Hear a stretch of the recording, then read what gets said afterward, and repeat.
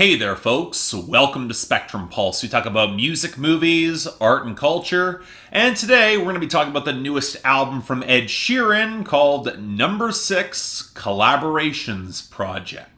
So I brought this up originally on Billboard Breakdown a month or so ago, and I think it's important to state it again here to provide some context. Sometimes, if you're an artist and you finally get the clout, the popularity, and the influence to create your dream project, it's worthwhile going back to when you first conceived of this dream and then ask yourself whether it was a good idea to begin with. I'm not saying that's an easy task. It demands self-awareness, the willingness to acknowledge your roots, but also how far you've come, and will likely not be helped by the crowd of enablers and yes men you've accumulated thanks to your success, but it's still worth doing. Now, if you're an Ed Sheeran fan or projecting something here, at this point you're probably a little bit scandalized. He's proven himself time and time again that he can work with other acts, from writing to singing alongside them. Why shouldn't he be allowed to curate a massive collaborative venture as the natural expansion of the EP he self-released back in 2011? And if me saying that out loud didn't highlight at least some level of ridiculousness to this whole affair, it should come in understanding what No.5 Collaborations Project was, an independent fusion of his brands of pop folk with a slew of grime acts that are not common names stateside. And while it becomes abundantly obvious that Ed Sheeran's writing has tightened up considerably since the beginning of the decade, well, that project was leaner and darker and surprisingly cohesive, something that I did not expect at all would be the case for this new album, which spans from Justin Bieber to Eminem, Stormzy to Skrillex, Chris Stapleton to Young Thug and Cardi B. And given that I've had kind of mixed results with the singles that he's released thus far, look, I expected this to be a mess, or at the very least nowhere close to his best projects. When you got too many cooks in the kitchen, that's what happens. But alright, fine. What do we get from No.6 Collaborations Project? Well, here's a pretty strange paradox. This is actually a pretty easy album for me to discuss, mostly because, on some level, it's doing exactly what Ed Sheeran wants. Very clearly a low-stakes dream project that's more built for him and individual singles than any coherent point. As such, it's better to judge a project like this like a singles compilation. Grab the songs that work and then get out, especially given that the easiest way to determine any song's quality is whether they have chemistry with Ed Sheeran or whether or not the song was a good idea in the first place, which basically amounts to a mixed bag at best and a complete mess with a few better than expected highlights at worst. It is absolutely disposable, and I can't see anyone claiming this is their favorite Ed Sheeran album, but it's nowhere close to being as bad as some people are claiming it is, mostly trying to propagate the wave of backlash that Ed Sheeran has been courting throughout most of the decade. So yeah, I can't believe I'm going to be the one positive on this, but it's alright. It's not great, it's barely even good, but it's passable. And to be fair, it's not like Ed Sheeran hasn't earned some real criticism, mostly tied to his rapping. Yes, Ed Sheeran, I'm glad you've noticed that people prefer you to sing, but that's more because you're better at it, and when you actually try, you've got some organic firepower. And the funny thing is, I've never thought Ed Sheeran was a bad rapper per se. He's got an idiosyncratic but technically proficient style that can slip towards corniness, sure, but the larger issue is that Ed Sheeran tends to use his rapping to assert his greatness and his success, and given how this is not his natural range at all, his flaws become all the more glaring, especially when you put him alongside some legit MCs. Now, granted, he comes out a little bit better than most, because you can tell that some of his rap guests are slumming it. Cardi B does not impress whatsoever on South the Border, nor does Young Thug on Feels, and while Remember the Name is a more tolerable Eminem and Ed Sheeran collaboration than The River was, 50 Cent not only clearly doesn't care, he ends up dragging down the entire song. It's a low point on the album. But on the flip side,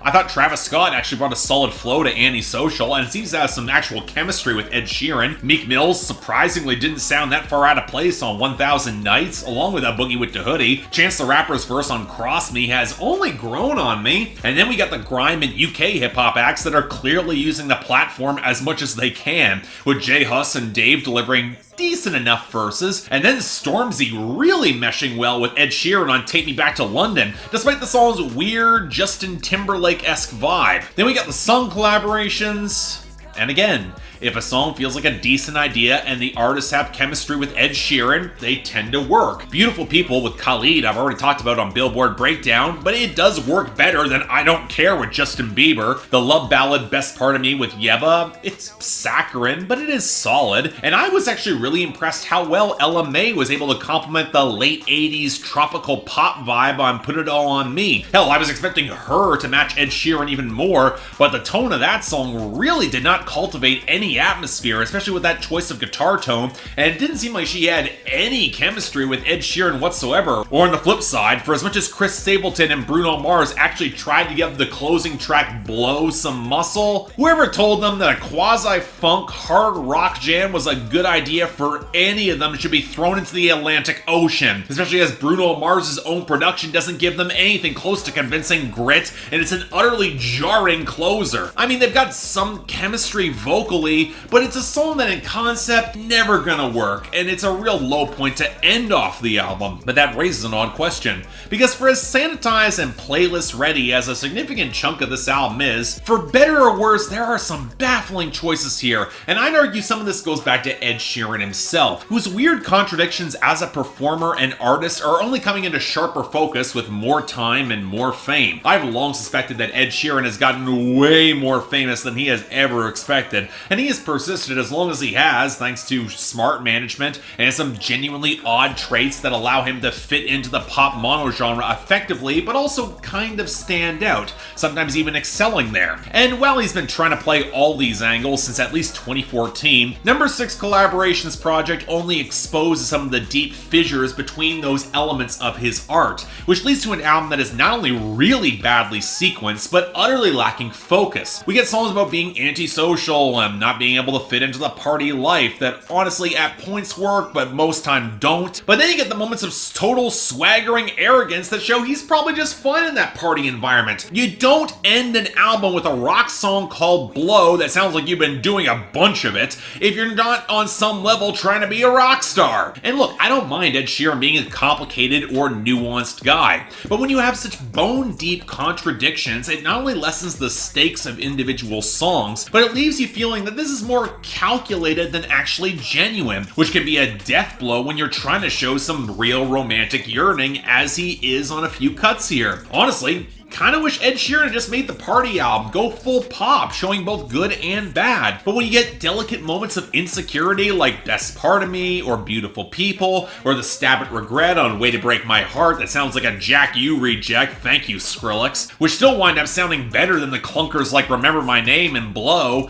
it's a weird picture. And most of this is not helped by Ed Sheeran's writing, which is still trending towards the broadly sketched and lacking in detail. Yeah, some of the details used before, they are questionable, they don't quite flow well, but I would prefer they actually get fixed, not removed entirely. And again, if you're expecting a lot of nuance here, you're looking at the wrong album. This is clearly going for basic, lowest common denominator pop. Now granted, if Ed Sheeran was looking for this project to fully shed most of his folk singer-songwriter side and go pure pop, it would be this one, and that absolutely comes through most in the production, where in a fair few songs the guitar is easily the least important element compared to the synths or the omnipresent programmed percussion. And as some of his credit, I actually think there are songs where this works. Honestly, I'm shocked that Ed Sheeran doesn't bring in more grime acts because, again, while I can see some parallels to that last Justin Timberlake album in his flow and timbre, Take Me Back to London, it rides its icy elegance and spare trap knock really effectively. Certainly better than the rinky-dink keys of I Don't Care, or the curled, out-of-date faux G-funk of Remember the Name, or that rock abortion of Blow. Hell, when Ed Sheeran actually gets some slightly darker grooves, like the muted keys and spare beat of 1,000 Nights with Meek Mill, or the curdled, scratching knock of Antisocial, he at least tries to commit to the vibe, and sounds a fair bit more comfortable in it than you would otherwise expect.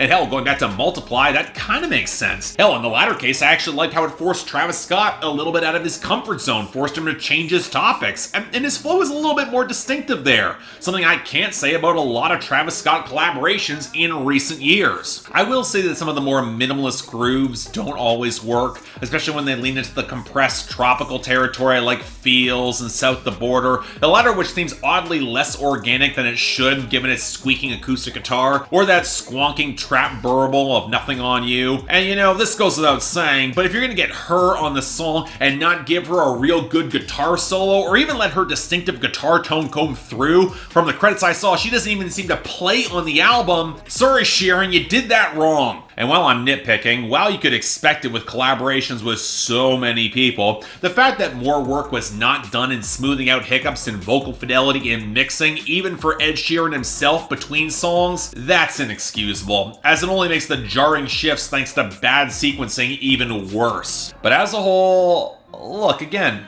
I don't hate this. And again, it's nowhere near as bad as some people want it to be. Maybe some of that for me comes with lowered expectations. Again, I think it's best to treat this as a summer compilation, or even how you would treat a good DJ Khalid album, except with a stronger voice at its core, and that voice is Ed Sheeran. Now, there are real duds here, and there's certainly not any songs that will rise up to Ed Sheeran's best. Songs like Castle on the Hill and A Fire Love, or even Lego House Don't and Galway Girl, they're in a class by themselves. But at the end of the day, this feels like wish fulfillment for Ed Sheeran, a childhood dream he's now long fulfilled, and it's gonna make him a ton of bank, even if it's not all that impressive, or it won't even last beyond the summer. But given that it's only really trying to satisfy the summer, it's more good songs than bad. I'm giving it an extremely light 6 out of 10, recommended for the die-hard fans who will tolerate the pop pivot, or just to check out the collaborations that are interesting. Otherwise, if you're not interested, you can skip it and be ready for Ed Sheeran's next, probably more focused album. Just expect a lot of this on every summer playlist and the Billboard Hot 100, and thus for me on Billboard Breakdown.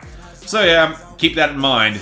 You've been warned. So yeah, thanks a lot for watching. If you'd like to like and subscribe, I'd be more than grateful. I'm honestly a little bit surprised. I found this much to talk about this album, and I get the feeling it's coming across as a little bit more negative than the score actually reflects.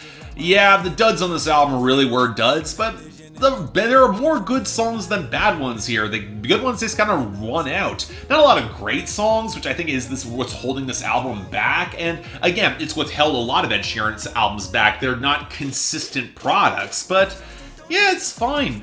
I kind of enjoyed this. If you want to buy or stream it, links down there below. And I have the poll up there. I'm curious where you guys are going to fall on this. Again, if you guys are expecting me to go for a greater deep dive to pull out all the intrinsic little flaws, there just isn't plenty. Ed Sheeran is just that remotely competent. I can respect that from him. And yeah, a lot of it might not be that interesting. It might ride towards the generic side, but it's generic to positive instead of generic to negative, and I appreciate that overall on aggregate. Beyond that, hey, if you guys actually have different thoughts, and I know I'm probably going to be on the outskirts in this one, comment section is down there, and if there's anything else I might be able to do to improve my presentation, I'm all ears. And if you're looking for new episodes of Billboard Breakdown, or even old episodes that I'm now finally getting a chance to re-upload, it's right in the card right over there. But till then, I'm Mark, you're watching Spectrum Pulse, and I'll see you next time.